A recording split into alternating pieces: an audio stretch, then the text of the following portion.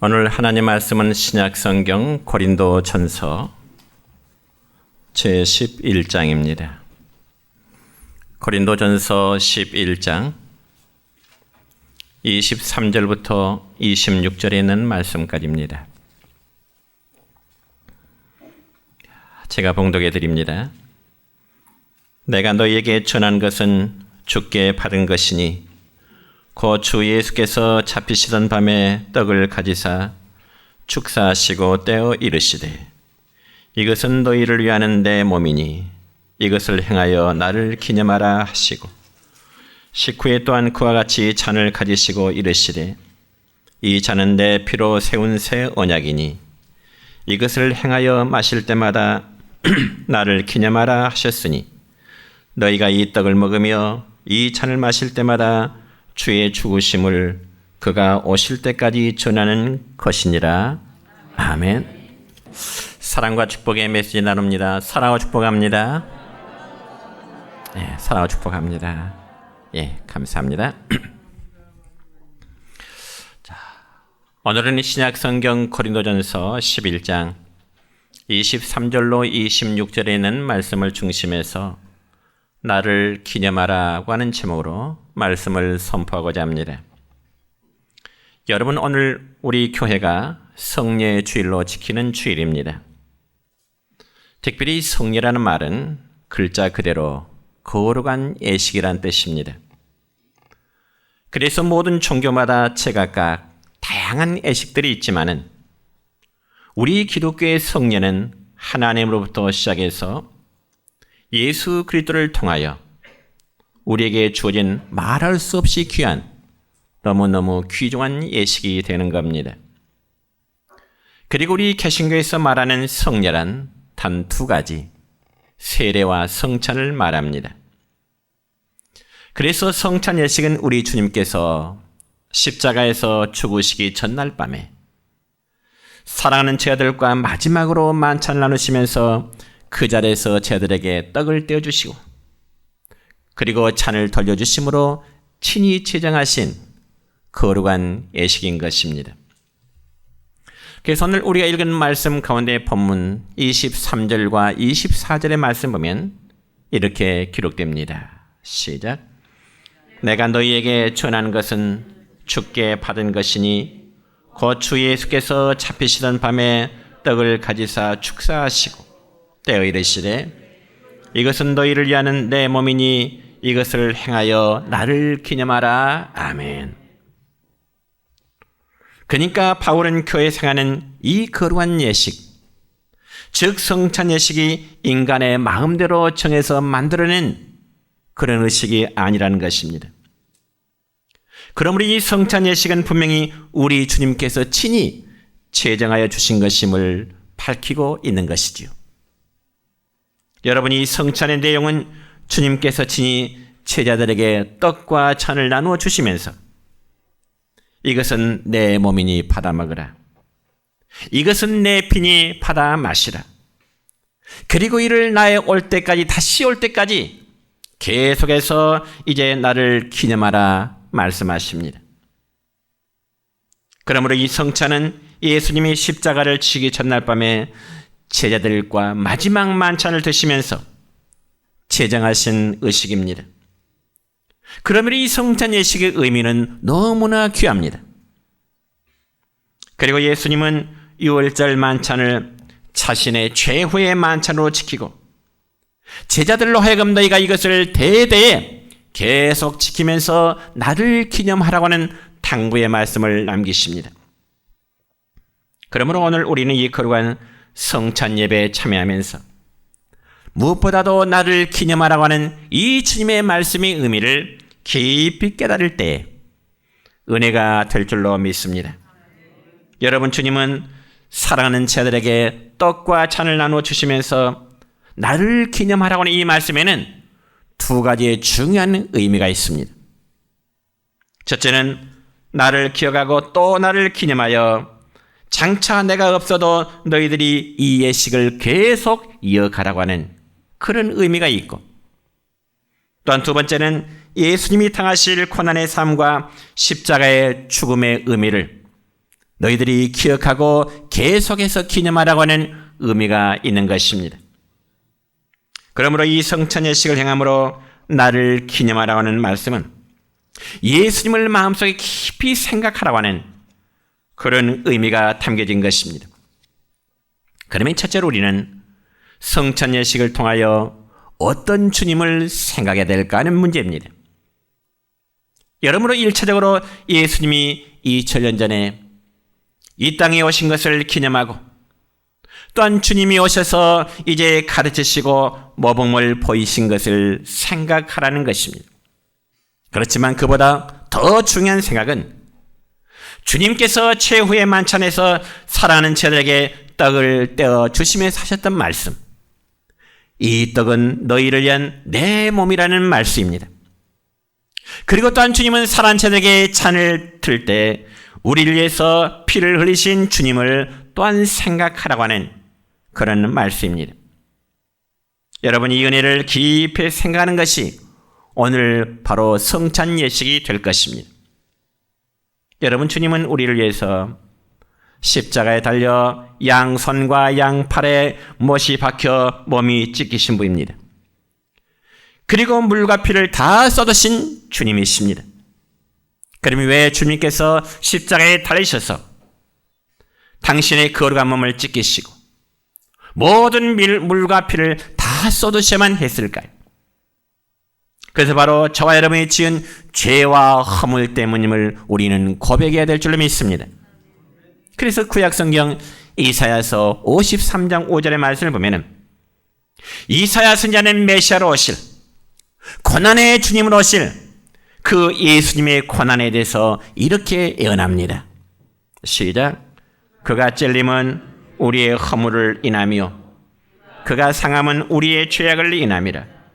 그가 징계를 받음으로 우리가 평화를 누리고 그가 채찍에 맞음으로 우리가 나음을 입었도다. 아멘. 한 군데 말씀 더 옵니다. 이사야 53장 또한 6절의 말씀입니다. 시작. 우리는 다 양 같아서 그릇 행하며 각기 제 길로 갔거늘 여호와께서는 우리 무리의 죄악을 그에게 담당시키셨도다. 아멘. 그러니까 하나님께서는 이사야 선지자를 통해서 주셨던 이 예언의 말씀처럼 우리가 범죄하여 사망의 길로 갔을 때 하나님께서는 마땅히 우리가 받아야 될 죄악을 당신의 아들이신 예수 그리스도에게로 담당시키셨도다, 옮기셨다는 사실입니다. 그렇기 때문에 주님이 몸이 찢기셨고 피를 흘리시게 된 것입니다. 그러니 우리가 어떻게 구원을 받았는지, 누구 때문에 영생함에 이르게 되었는지를 오늘 우리는 이 거룩한 성찬식에 참여함으로 다시 한번 고난의 주님, 구원을 완성하시는 그 주님을 한번 생각해 볼 수 있는 기회가 되시기를 바랍니다. 그러면 우리는 삶의 분주함 때문에 왜 주님이 십자가에 달리셨는지 그런 생각을 잊어버리는 경우가 너무나 많습니다. 그러면서 교회 공적인 예배에 참석하기만 하면은 우리 각자가 신앙의 도리를 단 것으로 그렇게 착각 속에 신앙사는 경우가 많다고 하는 것입니다. 그렇지만 주님은 이 엄청난 은혜를 잘 잊어버리는 우리의 연약함을 너무나 잘 아셨기 때문에 이와 같은 성찬을 제정하시고 내가 다시 올 때까지 너희들이 계속 기념하라고 하는 부탁의 말씀을 남기신 것입니다. 여러분, 떡을 먹고 찬을 나누면서 정말 주님을 기념하라고 하신 이 말씀을 정말 믿으시기를 축원합니다. 여러분, 우리 주님이 몸을 찢기시고 그리고 피를 흘리시던 그 희생 때문에 또한 우리의 죄 용서함 받게 된 사실을 믿으시기를 바랍니다. 그럼 우리 교회는 매년 2차례 이처럼 성찬 예식을 거행하면서 주님의 은혜를 되새기고 또한 고난을 생각하고 주님을 생각하고자 하는 그런 기회를 갖습니다. 그래서 우리가 성찬 예식을 통하여 고난의 주님을 기념한다는 것은 단순히 죽은 사람을 추모하라고 하는 그런 의미가 아니고 여러분 떡과 포도주를 받음으로 예수님의 삶과 희생을 생생하게 기억하는 그런 기회가 되어야 되는 것입니다. 여러분, 성찬식은 예수님의 고난과 그리고 예수님의 죽음을 기억하며 우리를 대속하신 그 은혜를 다시 한번 감사하면서 성찬식에 마시는 주님을 만나고 체험하는 그러한 은혜로운 예배가 되어야 되는 것입니다. 그래서 예수님께서 여러분이 십자가에서 죽으신 이후에 다시금 부활하셔서 제자들에게 남기신 그 말씀이 흩어진 제자들이 다시금 모여서 성찬을 나누고 음식을 나눔으로써 주님을 기념하고 친교하는 그런 계기를 갖게 되었던 것입니다. 그럼 오늘날도 교회는 이 거룩한 성찬 예식을 이제 행함으로 주님을 기념하고 또한 감사 예배를 드리게 되는 것입니다. 그런데 여러분, 우리가 이 성찬 예배에 참여할 때마다 느끼는 것이 한 가지 있을 것입니다. 그게 무엇인가 하니 떡과 포도주의 내용이 너무 작다는 것입니다. 떡도 작고 포도주의 양도 너무 작습니다. 그리고 포도주 잔은 정말 어디서 구했는지 너무나 작게 보이죠. 포도주 잔을 마시면 한 입에 차지도 않습니다. 제가 과거에 광교에서 목회할 때 어떤 집사님이 저에게 이런 질문해요. 목사님, 예수님께서 제자들과 마지막 성만찬을 나누실 때도 오늘날 우리가 받는 떡과 잔처럼 이렇게 작은 것 받으셨을까요? 그런 질문을 받은 적이 있습니다. 그러나 여러분, 성찬은 양이 문제가 아닙니다. 성찬은 양으로 먹고 마시는 것이 아니고 성찬의 의미를 우리는 중요시 여겨야 되는 겁니다. 다시 말씀드려 성찬이라는 의식을 통하여 주님이 지금 이곳에 임재하심을 믿고 체험하고 경험하는 것을 음식으로 표현하게 되는 것입니다. 그럼 우리가 떡을 들고 잔을 마신다고 하여 우리가 먹은 그 떡이 우리 몸 안에 들어가서 살이 되는 것 아니고 주님이 주신 그 잔을 받음으로 그 잔이 우리의 체내에 들어가서 피로 변하는 건 역시 아닙니다. 그럼에도 우리가 성찬식 때 떡을 떼고 잔을 마시면 이 예식 속에 주님의 임재하심을 우리는 체험하고 기념하게 되는 것입니다. 성찬은 바로 이런 의미가 있는 것입니다. 그래서 주님은 이런 예식을 행하여 나를 기념하라 하십니다. 그러므로 여러분의 성찬은 주님을 기념하고 성령이 이곳에 임재하고 계심을 여러분 믿으시기를 축원합니다. 두 번째로 성찬식은 우리의 사명을 다짐하는 거룩한 목적이 있게 되는 것입니다.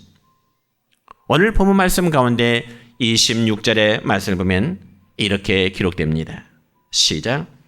너희가 이 떡을 먹으며 이 잔을 마실 때마다 주의 죽으심을 그가 오실 때까지 전하는 것이니라. 아멘. 언제까지요? 언제까지요? 그가 오실 때까지, 주님 재림하실 때까지 이 거룩한 예식을 쉬지 말고 행함으로 나를 기념하라. 주님은 그렇게 말씀하십니다. 여러분, 우리가 이 성찬 예식을 통해서 떡을 먹고 이 잔을 마시는 것은 우리가 과거의 주님만을 기념하는 것만이 아니라 현재 우리의 사명을 다시 한번 다짐하는 그러한 계기가 되어야 되는 것입니다. 그렇다면 과연 현재 우리의 사명이 무엇일까요? 주님께서 저와 여러분에게 맡기신 이 거룩한 사명이 무엇일까? 그건 바로 우리를 위해서 몸을 찢기시고 피를 흘리신 우리 주님을 전하는 것입니다. 믿습니까? 한마디로 전도자의 삶으로 살도라는 것이 주님이 우리에게 주신 거룩한 사명인 줄 믿습니다.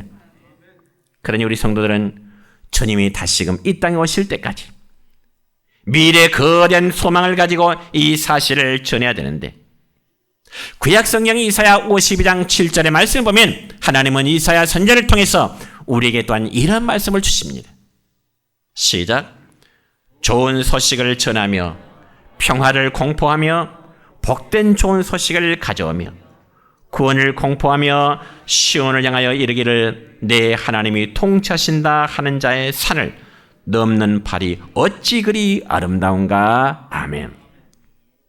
여러분, 세상의 아름다운 발걸음은 그리고 복되고 좋은 소식을 전하는 전도자의 발임을 믿으시길 바랍니다. 여러분, 예수님은 십자가에 달려 돌아가셨지만은 거기서 끝나지 않고 3일 만에 다시금 부활하셨습니다. 믿습니까? 그리고 그분은 승천하셔서 지금은 하나님 우편 보좌에 계십니다. 그래서 주님께서는 마태복음 28장 19절로 20절까지 말씀 보면은 주님께서는 이 세상을 떠나실 때 우리에게 이런 말씀을 남기셨습니다. 무슨 말씀일까요? 시작. 너희는 가서 모든 민족을 제자로 삼아 아버지와 아들과 성령의 이름으로 세례를 베풀고 내가 너에게 분부한 모든 것을 가르쳐 지키게 하라. 아멘. 그러면서 예수님은 마지막으로 말씀하시기를 내가 다시 오리라. 승천하시면서 주님은 부탁의 말씀을 남기시면서 내가 다시 반드시 오리라 말씀하십니다. 그러므로 예수님이 다시 오시는 날 우리의 모든 고통과 괴로움, 이 세상이 겪는 모든 어려움은 다 해결이 될 줄 믿습니다. 그래서 우리 성도들에게는 주님이 다시 오신다는 이 사실 큰 소망으로 여기시기를 바랍니다.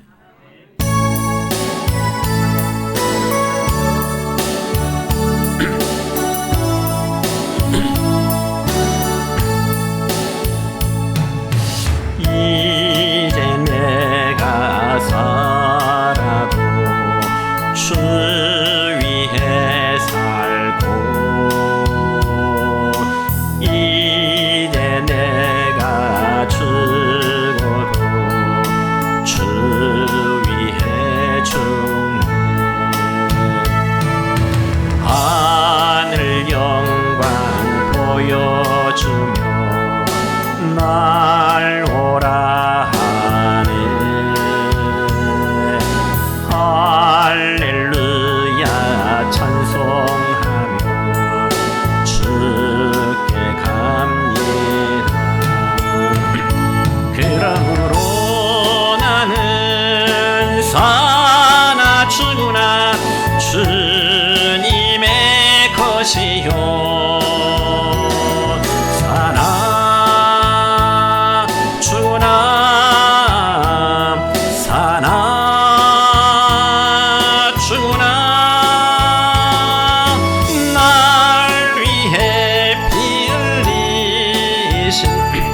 내 주님의 것이요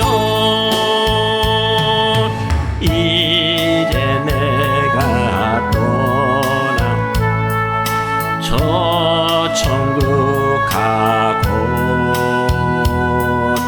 이제 내가 있어도 주 위에 있네.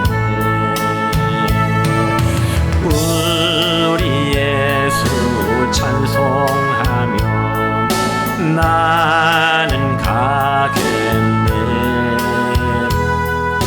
천군 천사 나팔 불며 마주 나오네.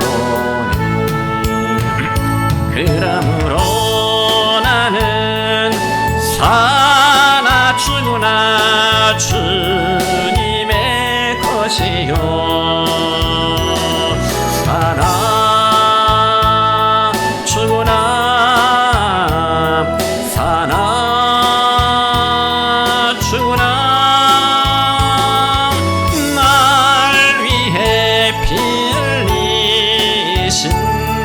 내 주님의 것이요.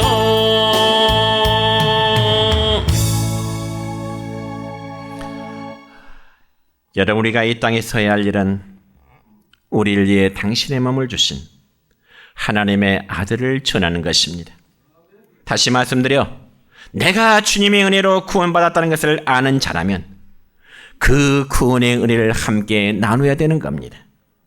여러분, 우리 각자에게 좋은 일이 생기면 어떤 마음이 드는가요? 우리들의 가정에 좋은 일이 생기면 누구인가 자랑하고 싶어하는 마음이 있습니다. 그리고 심지어는 누군가가 나의 좋은 일에 대해서 묻기를 기대하는 심리가 있습니다. 왜요? 자랑하고 싶어서. 그렇다면 우리 성도들이 정말 예수님을 믿음으로 우리의 마음에 감동과 은혜를 받았다면 어찌해야 될까요? 그분을 자랑해야 될 줄 믿습니다. 무슨 자랑이요? 누구 자랑이요? 따라합시다. 예수 자랑, 예수님 자랑. 그렇습니다. 여러분, 성경에 보면 바울 사도는 정말 자랑할 것이 너무너무 많은 사람이지만 바울은 자기의 학문이라든지 혹은 자기의 가문 자랑하지 아니하고 오직 십자가에 달리신 예수 그리스도만을 자랑하겠노라 고백합니다. 그러므로 신약성경 갈라디아서 6장 14절의 말씀 보면 바울의 이런 고백이 있습니다. 시작. 내게는 우리 주 예수 그리스도의 십자가 외에 결코 자랑할 것이 없으니 그리스도로 말미암아 세상이 나를 대하여 십자가에 못 박히고 내가 또한 세상을 대하여 그러하니라. 아멘. 그러므로 우리 성도들 역시 구원의 은혜를 전함이 우리의 커다란 사명임을 알고요, 때를 얻었든지 못 얻든지 이 복음 전하기를 힘쓰시기를 축원합니다. 이것이야말로 하나님의 은혜를 얻은 자의 첫 번째 본분인 줄 믿습니다. 그래서 주님은 이런 일을 하도록 해서 우리를 이 땅에 두십니다. 또한 이런 일을 하도록 해서 우리에게 건강을 주시고요, 물질을 주시고요, 때로는 재능과 시간을 주신 줄 믿습니다. 그리고 우리에게 주신 이 가정의 공동체도 우리끼리만 오손도손 잘 살라고 하는 것이 아니라 공동체를 이루어 다시 오실 주님 전하는 사명을 저와 우리 모두에게 주신 줄 믿습니다. 사랑하는 성도 여러분이요, 우리 내정교회 믿음의 공동체도 다시 오실 주님 전하는 것이 사명임을 믿으시기 바랍니다. 물론 우리가 이 땅에 살면서 해야 할 일 너무나 많습니다. 계절에 따라 여러분들이 농사일을 해야 되고 혹은 직장에서 일하면서 돈을 벌어가며 또한 국민으로서의 의무를 다하고 또 사회 구성으로서 해야 될 다양한 사명들이 있습니다. 그렇지만 이러한 일상생활 속에서도 우리의 그리스도인들이 가장 중심적인 사명은 역시 우리 주님을 전하는 일인 줄 믿습니다. 이건 제가 여러분에게 고민하는 것이 아니라 주님이 우리에게 맡기신 명령이요 사명임을 믿으시길 바랍니다. 왜냐하면 우리 주님은 우리를 사랑하사 자기의 몸을 버리시고요, 마지막 피 한 방울 다 흘리심으로 저와 여러분의 죄를 대속하셨기 때문입니다. 그래서 주님의 은혜와 사랑을 전하는 일은 주님이 다시 오실 때까지 해야 될 우리 모두의 사명임을 믿으시기 바랍니다. 그럼에도 현실 여러분의 삶은 어떻습니까? 날마다 바쁜 농촌 일과 때문에 다른 곳에 눈을 돌릴 만한 여유가 없다고 생각하십니까? 물론 그럴 수 있습니다. 그래서 매일 반복되는 삶은 무엇을 먹을까? 무엇을 입을까 염려하면서 정말 정작 하나님의 나라를 구하기보다는 이 세상적인 것, 그리고 잠시 있다가 없어질 것을 구하며 살아온 것임을 우리 모두는 부인할 수 없는 아마 현실일 것입니다.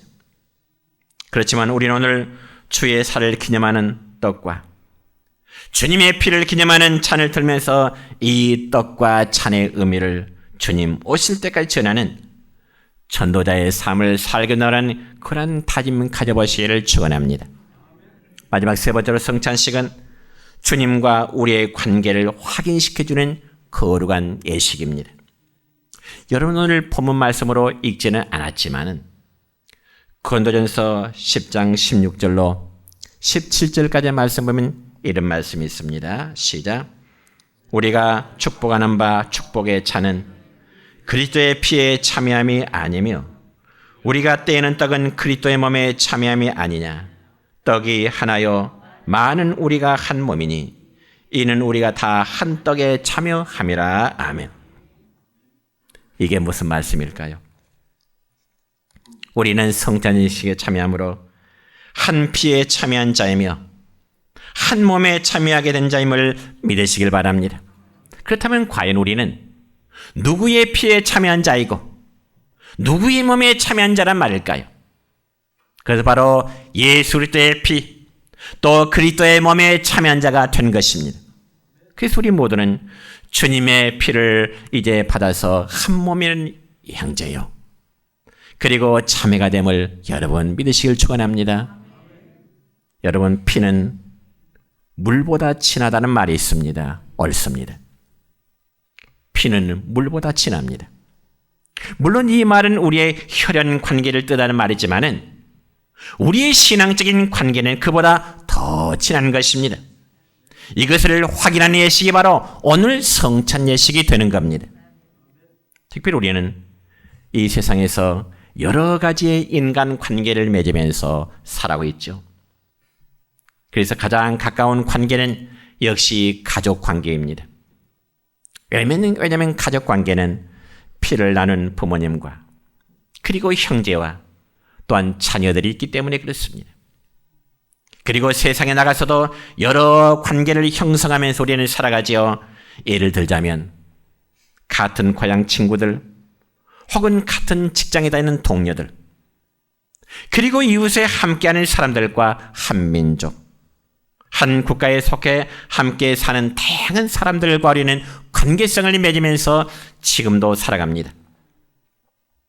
그래서 이러한 인간적 관계를 형성하며 우리가 살아가는데 우리에게는 또 다른 관계가 있습니다. 그게 무엇일까요? 육신적인 관계가 아니고 영적인 관계입니다. 다시 말씀드려서 신앙으로 이루어진 신앙으로 맺어진 관계란 말입니다. 그러므로 우리가 예수를 믿으면 예수님 때문에 우리 모두는 한 형제요, 한 자매요, 영적 가족이 되는 것입니다. 믿습니까? 내정교회라고 하는 거룩한 우리는 하나의 영적 가족들입니다. 그래서 교회는 신앙의 한 공동체의 가족이 되는 것입니다. 내정교회 공동체 하나의 가족입니다. 그렇지만 여러분, 우리가 이 세상에 살다 보면 주변 사람들과의 관계는 중요시 여기면서 정작 우리 성도들과의 관계는 소홀히 하며 살아갈 때가 얼마나 많이 있습니까? 그래서 마치 우리가 세상 사람들하고 더 가까운 것처럼 우리는 착각하면서 살아가는 경우들이 많습니다. 그러나 여러분, 이 세상의 관계는 이 땅에서 끝이 납니다. 가족 관계도 이 땅에서 뿐이고 이 땅을 떠나면 더 이상의 가족 관계는 없습니다. 그래서 친구나 연인 관계도 이 세상을 떠나면 그런 관계는 더 이상 존재하지 않습니다. 그러나 예수님 믿으면 예수님의 믿음으로 이루어진 신앙의 관계는 이 세상의 그 어떤 관계보다도 약한 같이 보이지만은 그러나 믿음 안에 이루어진 관계는 영원한 관계입니다. 그리고 우리가 장차 천국에 가면 거기서도 내 아내, 내 남편, 내 자식들만이 아니라 모든 사람들이 똑같이 한 가족이 되어서 남자와 여자, 부모와 자식을 떠나서 하나님을 아버지로 삼고 모두가 자녀가 되며 영적인 형제, 자매가 되는 것입니다.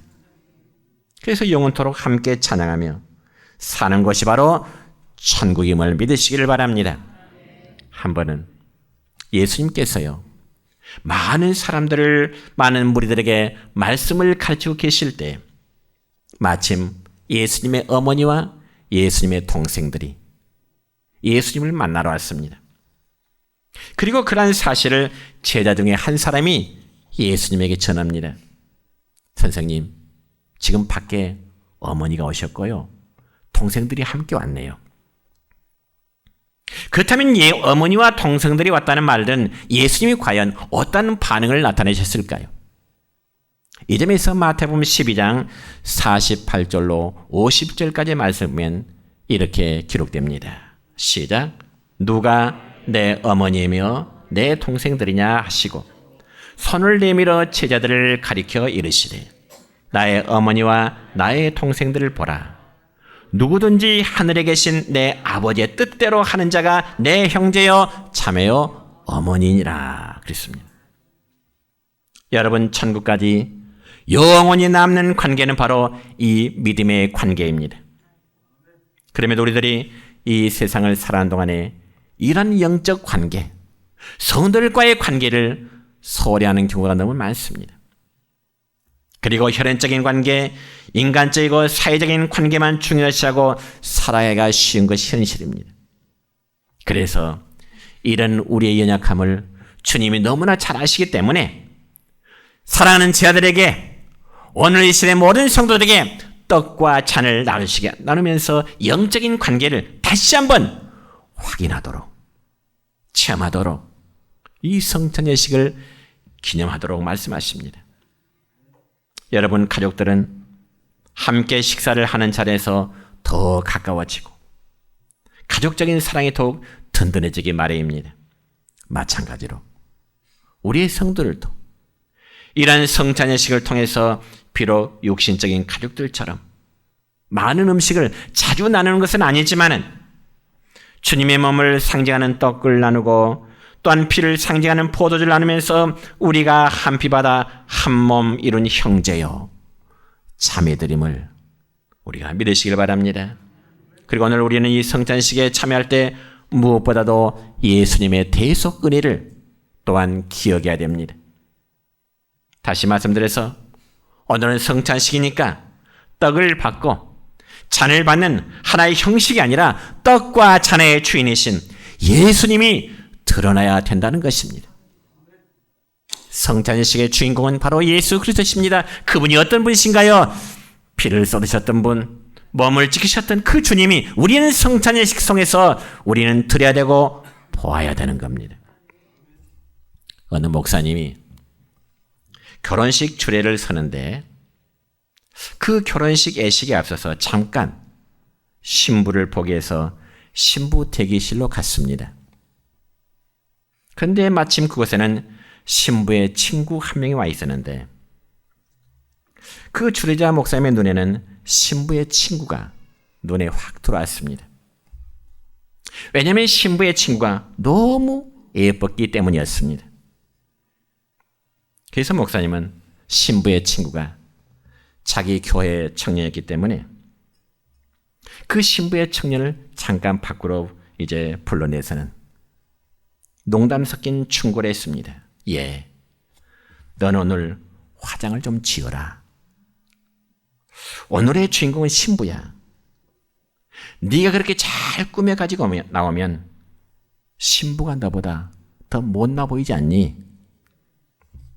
물론 이 말은 하나의 에피소드에 불과하겠지만은 우리의 신앙생활을 가만히 검토해보면 예수님은 안중에도 없고요. 나만 치장하고 있는 신앙생활이 아닌지를 한번 점검해 볼 수 있는 기회가 되기를 바랍니다. 여러분이요, 결혼식 날은 반드시 신랑 신부가 돋보여야 됩니다. 왜? 그날의 주인공이기 때문에. 그리고 그날은 다른 사람이 드러나면 안 되죠. 그와 마찬가지로 저와 여러분, 우리 모두의 신앙생활도 마찬가지입니다. 교회 안에서 내가 자꾸만 돋보이려고 하면, 내 자신을 치장하려고 하는 사람이라면 이건 돌이켜야 됩니다.